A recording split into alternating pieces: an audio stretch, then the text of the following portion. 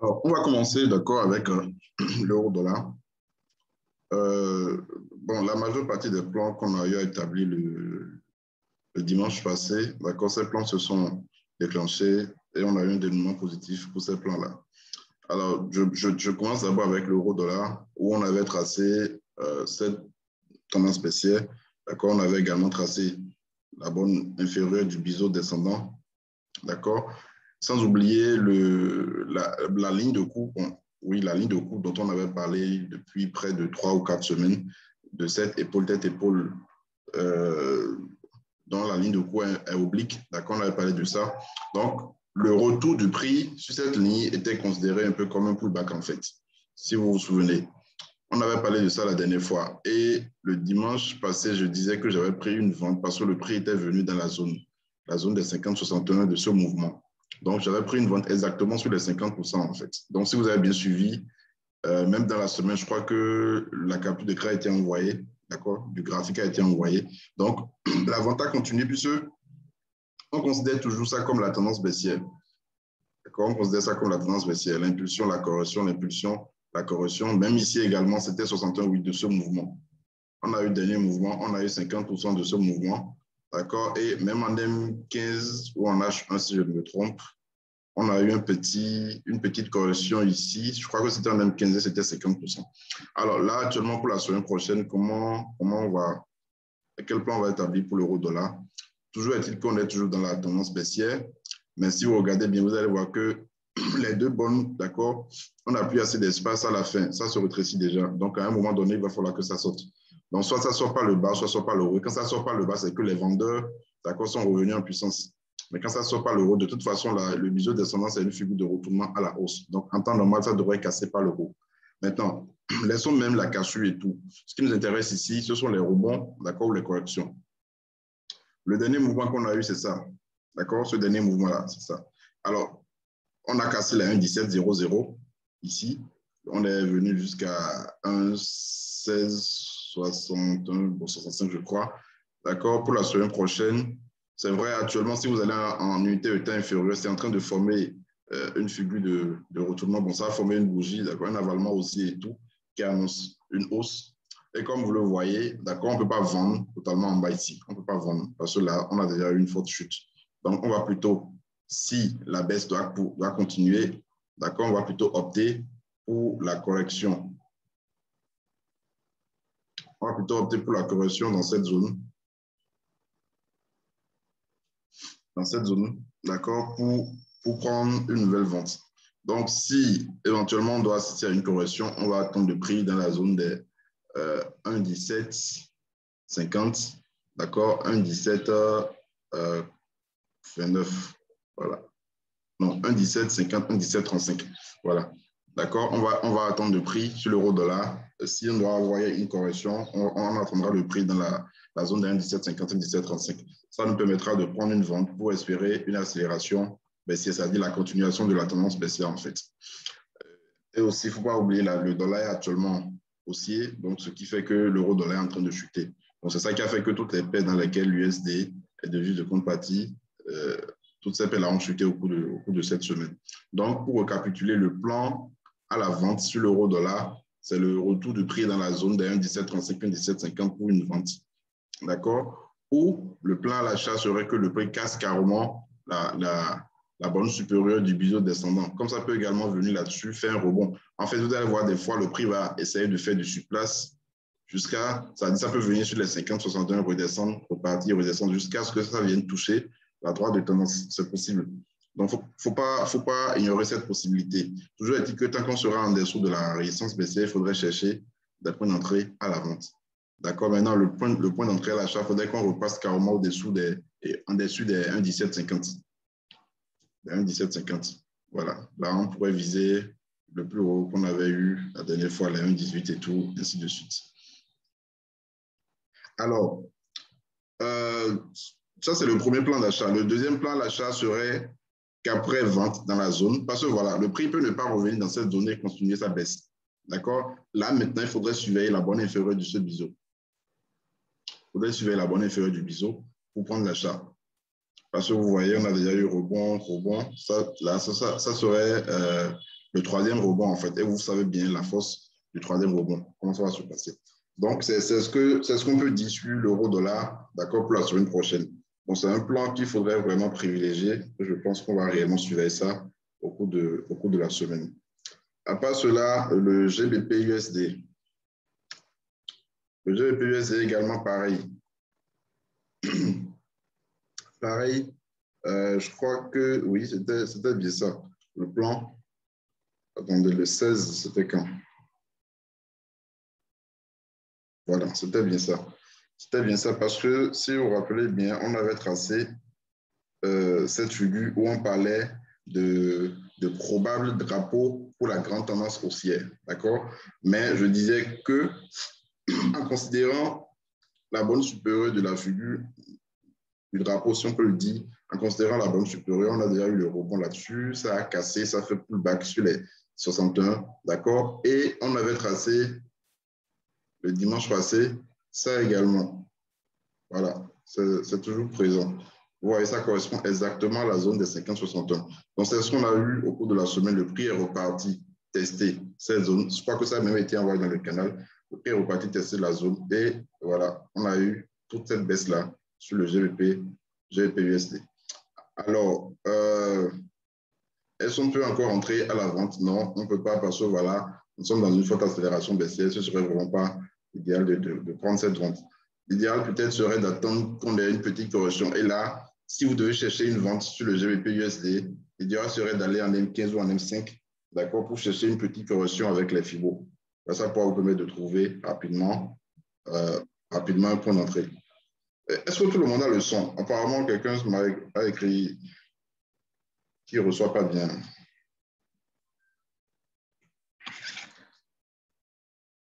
Est-ce que tout le monde a le son?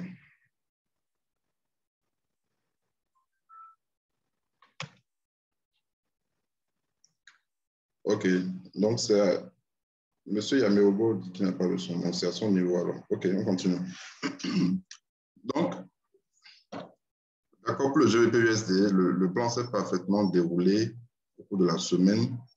On a ce niveau également, d'accord, qui pourrait faire office de support la semaine prochaine sur la paire. Alors,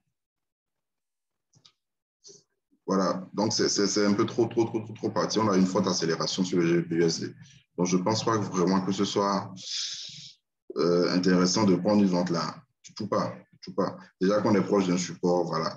Donc, le prix peut venir faire un rebond sur le support et repartir. C'est possible. D'accord, c'est possible. Le prix ne viendra pas forcément toucher cette droite-là, la borne inférieure du drapeau. Mais là, maintenant, c'est en train de confirmer un canal descendant. Bref, on ne peut pas prendre la vente ici.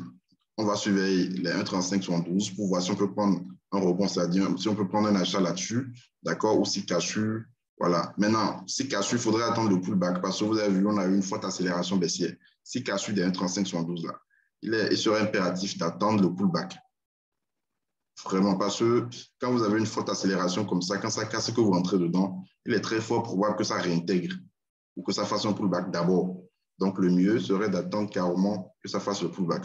Toujours est-il que, comme je l'ai dit, on peut toujours chercher une entrée en M15. C'est-à-dire, la baisse peut ne pas continuer et ça va vouloir corriger un peu. Parce que vous avez vu, on a eu une petite baisse et une petite correction ici. C'est possible qu'on ait également quelque chose du genre. Je vais en 15 minutes.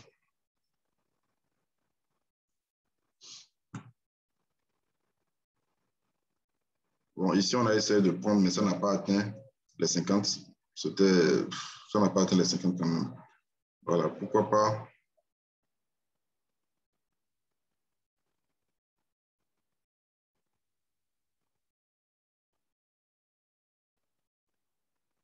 Voilà. Donc là aussi, en M15, d'accord, ça pourrait nous donner un bon point à la vente.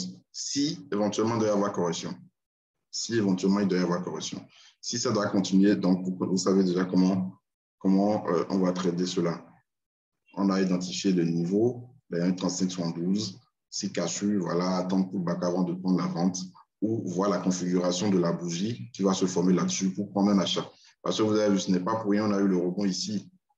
Bon, je laisse même la droite là, je laisse même la bonne inférieure. Je parle d'abord de ce support-là. Ce n'est pas pour rien si le prix s'est retourné. Il y a forcément quelque chose dans le passé.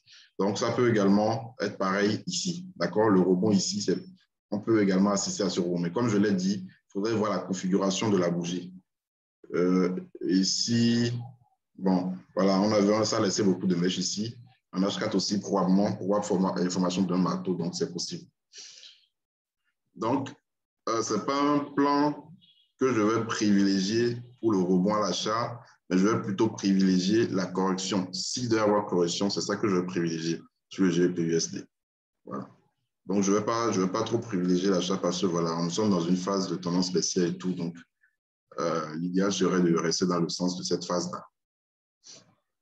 Voilà.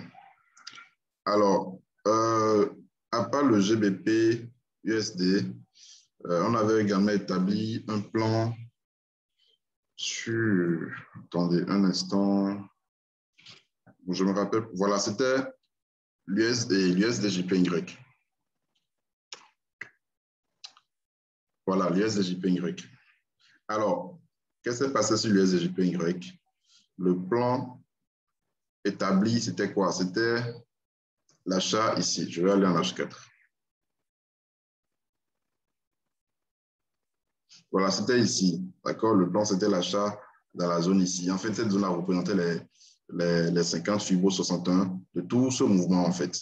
Donc, on se disait, voilà, comme ça coïncidait avec la borne supérieure du biseau descendant, voilà. Donc, on avait une convergence de signaux, donc il fallait prendre l'achat. Alors, qu'est-ce qui s'est passé? À l'ouverture du marché, déjà, le dimanche soir, du dimanche soir au lundi matin, il y avait une information. Il y avait le PIB japonais qui était sorti et le PIB japonais était vraiment positif. D'accord? C'était largement supérieur aux prévisions. Donc, ce qui a fait que l'USD-JPY a gravement chuté, c'est-à-dire le JPY a pris de la valeur, quoi. Donc, le plan a un peu subi des déconvenues parce que, voilà, on avait pris l'achat ici, on avait mis le stop légèrement à 26 pips, je crois. Je crois que c'était sur cette mèche-là. Donc, ça a touché le stop. D'accord? Si vous vous rappelez bien, ça a touché le stop. Mais après, on a pris, et je crois que là, je l'ai envoyé dans le canal, on a pris un achat dans la zone ici finalement. Pourquoi? Parce que voilà, on avait une zone de support, d'accord, ici, on avait une zone de support. Donc, je me disais, voilà, il fallait réessayer, d'accord, le rebond, puisque voilà, l'information, c'est à cause de l'information qu'on a eu cette accélération baissière. Donc, c'était logique que l'analyse technique reprenne, d'accord, du service. Donc, c'est ce qu'on a fait, on a pris l'achat ici, et puis bon, le prix est parti. C'est parti finalement, je crois que ça doit être le mercredi, voilà, mardi, mercredi, voilà. Un truc du genre. Donc, c'est parti finalement. L'objectif final, c'était ici. Puisque même si on avait pris la position d'achat ici, l'objectif final, c'était ici. Après cassure, on pouvait continuer. Donc, le jeudi, je crois, on a eu cette forte accélération baissière. Ça également, c'était dû à une information économique. D'accord? C'était dû à une information économique sur le dollar. Donc, on a eu cette forte accélération baissière. C'est là qu'on a envoyé le sondage dans le canal Telegram où on disait, est-ce que cette baisse-là, était, comment on appelle ça, une correction pour cette hausse ou bien c'est juste la tendance baissière entamée le vendredi passé qui continue. Donc, apparemment, la majeure partie, d'accord, a voté juste une correction. Et je suis également de cet avis puisque, voilà, moi, j'avais pris un achat exactement dans la mèche ici. Voilà. Bon, c'était exactement ici, d'accord? L'achat a été pris exactement ici. C'est parti, on était venu à 50% de l'objectif et puis ça a réintégré. Puis bon, là, c'est en train de faire une consolidation et tout. Donc, vu que le prix a réintégré la droite, d'accord, on va remettre cette droite-là sur le sommet qui a été formé. D'accord, là, ça nous forme un drapeau finalement, un drapeau descendant qui est une figure de continuation à la hausse. Donc, en temps normal, si on doit respecter l'analyse technique, c'est que, comment on appelle, c'est que voilà, ça doit casser par le reparti. Bon, toujours est-il que si on considère l'analyse qu'on avait à faire le vendredi, et jeudi, vendredi, en disant, voilà, on a eu une impulsion, correction 61, donc ça devrait continuer. Alors, on a aussi tracé ce petit support haussier, voilà, d'accord, qui pourra également nous permettre d'avoir des perspectives haussières ou baissières sur l'USD-JPY, c'est-à-dire, voilà, le prix revient toucher le support haussier pour nous donner un point d'entrée à l'achat. Bon, pour ceux qui n'avaient pas pris l'achat ici, le prix pourrait revenir sur le support haussier pour vous permettre de prendre un achat ou ça continue. Et là, ça continue, c'est que, bon, là c'est que vous avez raté l'entrée, en fait, ici. D'accord? C'est que vous avez raté l'entrée ici. Alors, je crois que si vous n'avez pas pris de position sur l'USDJPY, si vous n'avez pas de position actuellement en cours sur l'USDJPY, alors l'idéal, d'accord, serait d'attendre soit le prix revient sur le support haussier, d'accord, on pourra prendre un achat, ou voilà, vous attendez carrément que ça casse la bande supérieure du canal et bon, du drapeau descendant pour assister à la continuation du mouvement. Toutefois, ça peut casser le support, ça peut venir sur le support aussi, casser et revenir dans la zone. Parce que vous avez vu, rebond. C'est possible. C'est bien possible. Alors, si on doit considérer le drapeau descendant ici, d'accord, on considère que voilà, là, c'est un aller-retour. Le prix n'est pas encore revenu sur la borne inférieure. Donc, c'est pourquoi je dis, même si vous devez prendre l'achat sur le support aussi bien dans la zone, il faudrait vraiment être prudent. Si ça casse la zone, cette zone dans laquelle ça va faire le rebond le mardi, je crois, d'accord, il faudrait rapidement sortir et attendre maintenant le prix sur la borne inférieure du drapeau.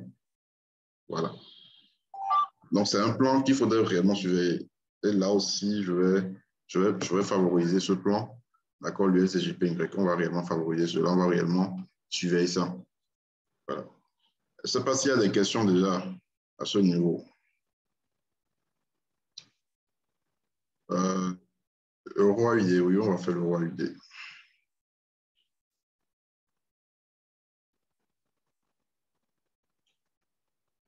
Est-ce qu'il y a des questions avant qu'on le continue?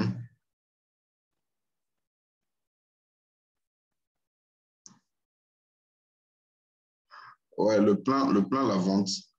Le plan la vente serait tout simplement le rebond sur la borne supérieure. Puisque si on parle de drapeau, d'accord, on a une borne supérieure, une borne inférieure. Donc, vous avez vu, là, ici, on a déjà eu une baisse ici. On a déjà eu un rebond ici. Donc, ça peut également représenter, parce que voilà, la situation actuellement sur le dollar, c'est un peu compliqué, un tout petit peu compliqué.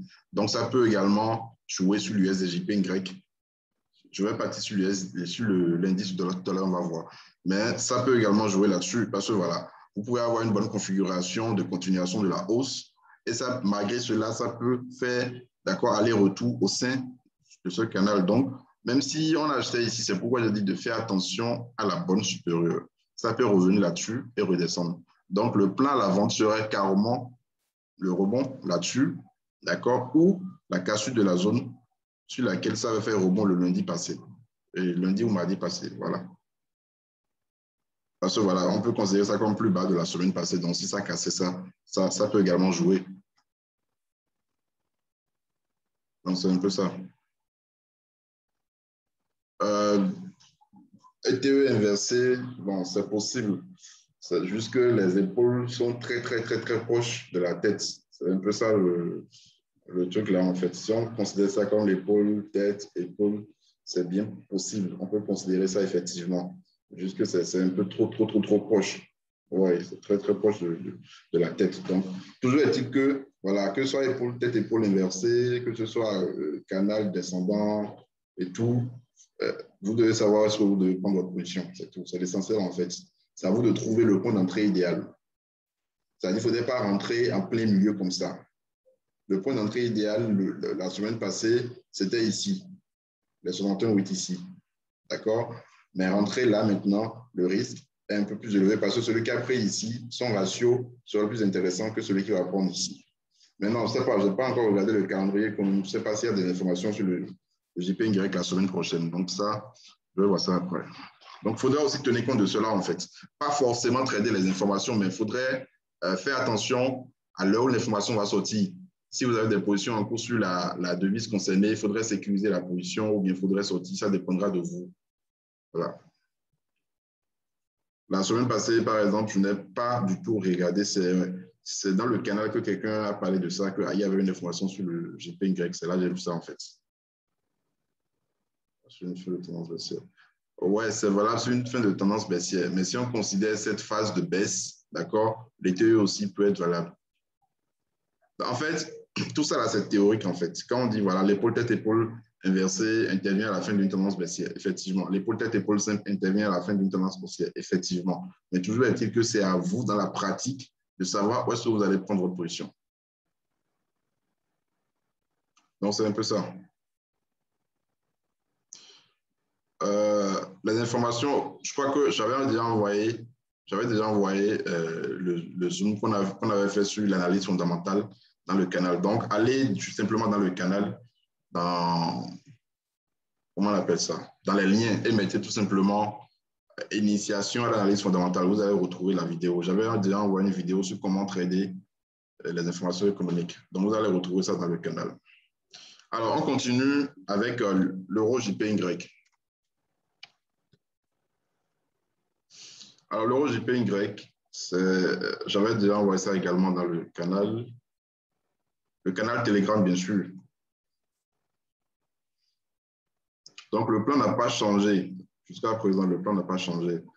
On avait même pris une vente ici. On a pris une vente ici le jeudi, je crois. Voilà. On a pris une vente exactement dans la mèche ici le jeudi. Donc, le plan n'a pas changé. On attend simplement le rebond sur la bande inférieure du viseur en formation pour prendre un achat. Voilà, tout simplement. On ne va pas trop durer là-dessus. Le plan est simple ici. Le plan l'achat, soit le prix revient, d'accord, fait un rebond. Là, on aura le troisième rebond, ce serait vraiment l'idéal pour l'achat. Soit le prix revient sur la bande inférieure, on pourra prendre un achat, ou carrément ça continue et puis ça casse. Mais il faudrait quand même faire attention parce qu'avant tout, on est dans une tendance baissière. Avant de parler de biseau descendant, c'est d'abord une tendance baissière. Raison pour laquelle on avait pris la vente ici. Voilà. Donc, euro JPY, le plan est très simple. On attend simplement ici pour prendre l'achat. Ouais, il y a toujours l'option pour une vente, plus on est dans une tendance baissière. Alors, l'euro AUD, quelqu'un parlait de l'euro AUD. Alors, l'euro AUD, je n'avais pas analysé ça.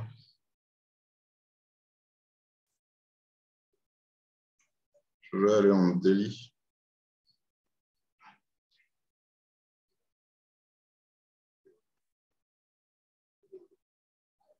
Je ne sais même pas quand je vais tracer tout ça.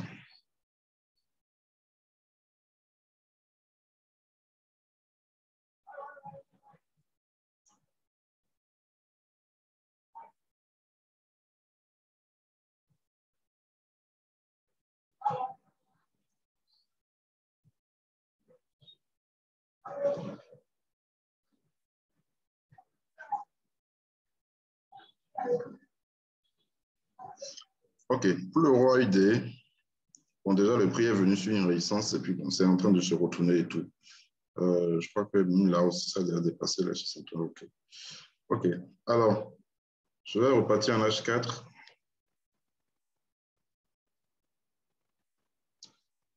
Est-ce qu'on a un canal? Non, je ne pense pas. Ça a cassé déjà, donc ce n'est pas un canal et tout. Alors, l'euro AUD, le prix est venu sur une résistance daily. D'accord, c'est pourquoi bon, on a eu ce retour-là. Là, je suis en H4. Est-ce qu'on peut prendre la vente là? Là, l'écart est un peu trop. 1,6377, 1,6420. Donc, ça fait, disons, 40 et quelques pips. Disons 43 pips de différence. Ça aurait été mieux si on avait pris la vente ici. Là, on aurait juste un petit stop comme ça. Un petit stop, disons, de 20 pips comme ça. Mais là, c'est un peu trop. Là, il faudrait voir selon votre capital. Parce que là, déjà que ces paires-là sont très rapides, très volatiles. Le roi des rois NZDC sont des paires un peu volatiles. Donc, si vous prenez la vente ici, je crois que c'est un peu trop parti. Peut-être que ça peut corriger. Un instant, je vais voir. Bon, on a même déjà eu la correction, en fait.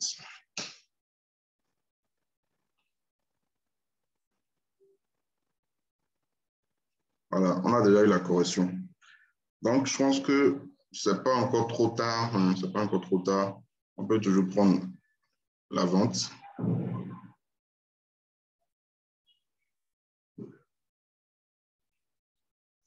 Donc, ça vous fait un truc de 74 pips. C'est pas mal. Hein, c'est pas à négliger, en fait. C'est beaucoup. Le stop est beaucoup. 114 pips pour premier objectif, 42 pips deuxième objectif, 91 pips. Bon, c'est pas mal. Mais comme je vous l'ai dit, l'idéal, c'était ici, en fait. C'était ici. Et le premier point, c'était quand le prix était venu sur la résistance d'Eli. Ça a chuté, ça a corrigé pour donner une deuxième chance à ceux qui n'avaient pas pris la vente ici. Et là aussi, c'est déjà en train de partir. Parce que c'était totalement sur les 1,63, disons les 1,64, quoi. Donc, on est déjà à près de 23 pips de différence. Donc, si vous devez prendre ce risque, ça vous fait 114 pips de différence, de stop, en fait. 114 pips. Ou un premier objectif à 40 pips, un deuxième objectif à 91 pips. Donc, c'est pas mal aussi. Juste qu'il faudrait vraiment être patient. Toutefois, déjà, au premier TP, vous pouvez faire le break-even et carrément élargir l'objectif. D'accord, jusqu'ici. Voilà.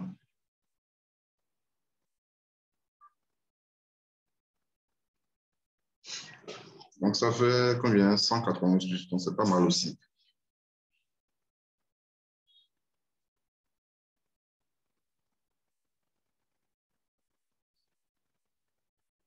Voilà, donc c'est un peu ça. Mais comme je vous l'ai dit, j'ai encore un peu de doute. Pourquoi? Parce que quand vous avez de fautes d'accélération comme ça, c'est vrai qu'il y a la correction qui suit. Mais pour prendre cette correction, le mieux, c'est de rentrer d'accord sur le meilleur point. Et le meilleur point, comme je vous l'ai dit, c'était sur la résistance d'Eli. Donc, même si vous devez prendre ça, il ne faudrait pas prendre beaucoup de risques. Il faudrait que ça dépasse le TP1 pour que vous puissiez renforcer la position. Je ne sais pas si vous comprenez un peu. Pour celui qui a demandé le roi UD, si vous devez prendre la vente ici, il ne faudrait pas que ce soit avec un risque élevé, en fait. Le volume, je parle du volume, en fait. Donc, c'est un peu ça. Mais ça a quand même du potentiel parce que voilà, ça peut corriger jusqu'à ce niveau, c'est bien possible.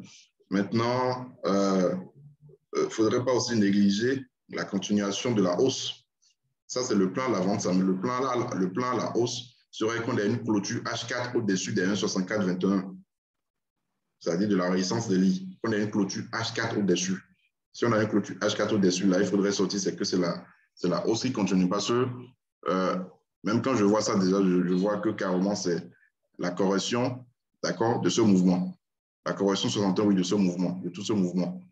Donc, ça peut aussi continuer. C'est pourquoi je vous ai dit, l'idéal, c'était l'entrée à ce niveau. C'est un peu ça pour le roi UT.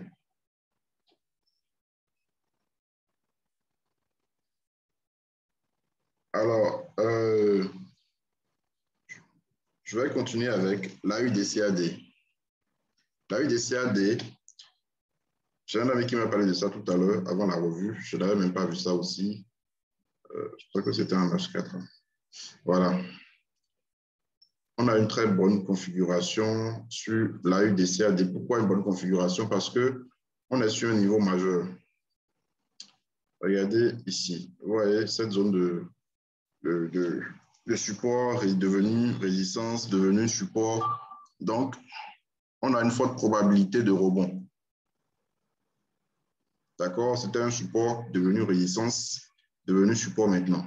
Au même moment, on a la formation d'un biseau descendant qui est une figure de retournement. Au même moment, vous avez le prix qui est sur une zone de support DI. Bon, alors, je ne sais pas s'il y a une divergence. Je vais peut-être ajouter le RSI pour voir.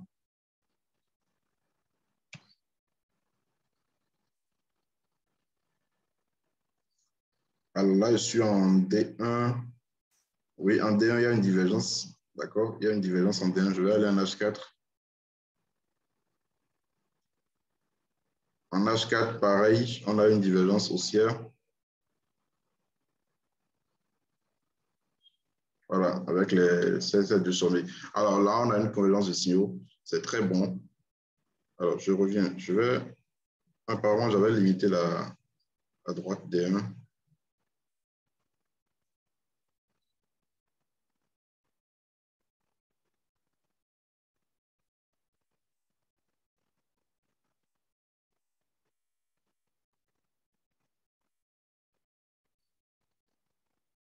OK.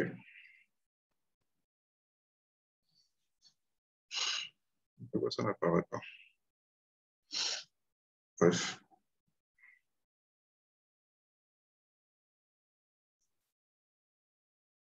Bon, ok, je continue. Alors, donc, je disais tantôt, d'accord, qu'on a une très bonne configuration, on a une convergence de signaux pour prendre un achat. Alors, c'est vrai, le prix n'a pas encore touché la borne inférieure. Ça n'a pas encore touché la borne inférieure. Donc, ici, comment ça va se passer? Alors, je ne vois pas là. Je peux être assis en D1, je crois. Je ne sais pas pourquoi.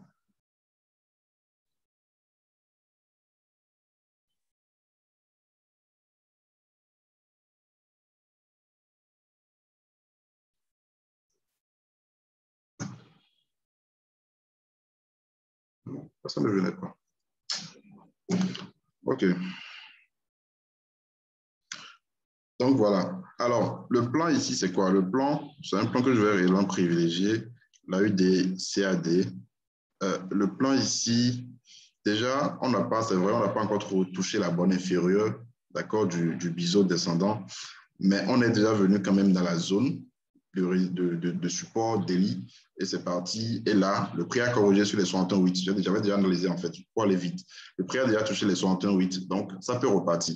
Alors, on a deux possibilités. La première possibilité, c'est de prendre directement l'achat.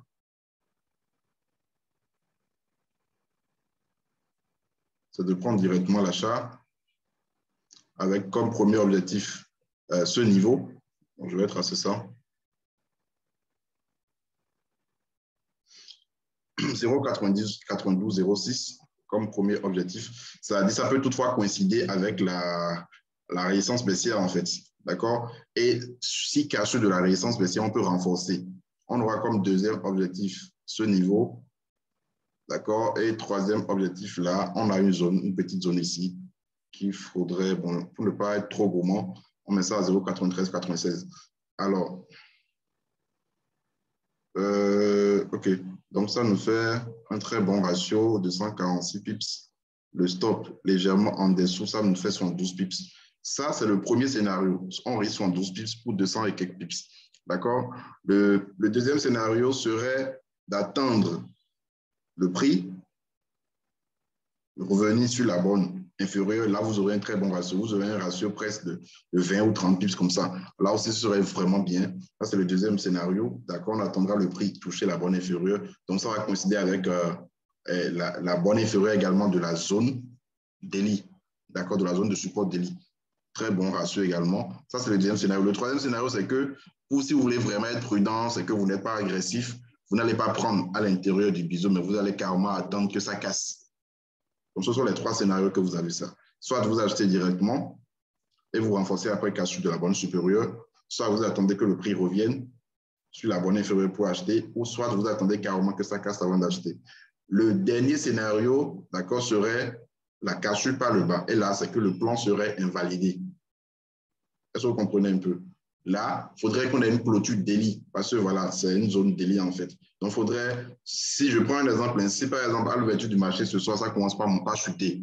Donc, on va attendre demain soir, donc lundi soir, la clôture délit, demain soir, pour voir est-ce que ça va se clôturer en dessous. Parce que toute la journée de demain, ça peut continuer à chuter, mais vers 20h, 21h, ça va commencer à monter, laisser une longue mèche en bas et se clôturer au-dessus, et vous aurez une longue mèche en dessous, d'accord? Avec une bougie délit comme ça, c'est possible. Donc, c'est ce qu'il faudrait voir. Donc, voilà. Donc, c'est un plan que je vais réellement privilégier. C'est un ami qui m'a parlé de ça tout à l'heure. Donc, c'est un plan à faire truc là. Alors, OK, donc, OK, Euro NZD. Je crois que je devais même analyser ça aussi.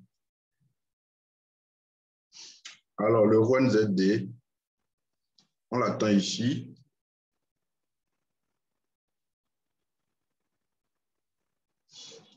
Voilà. On l'attend en haut, ici, c'est-à-dire sur la bande supérieure de cette figure.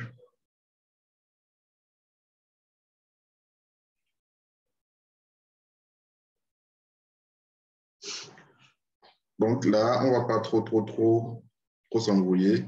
D'accord? On va attendre l'euro NZD sur la droite pour prendre un rebond là-dessus, pour prendre une vente là-dessus.